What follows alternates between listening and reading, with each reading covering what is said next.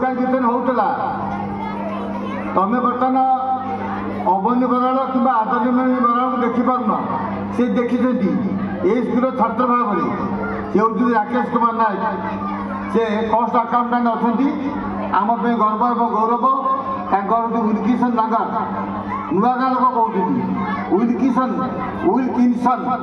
बोले जब साहब थे से कटक थे जिलापाल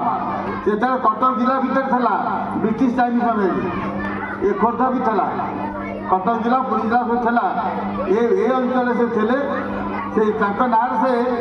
जो गाँ बसी से विलकिसन ना रही से गाँव लोक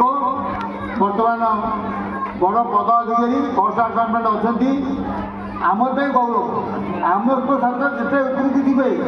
आम से गौरव अनुभव कर जिते उच्च खजुरी गछ आकाश की तलू मथा दे पारे ना टिकेटा छाई फल तो दूर कथा खजुरी गछ जिते बड़ हो छाई देला तेज आम तार मूल्य बुझू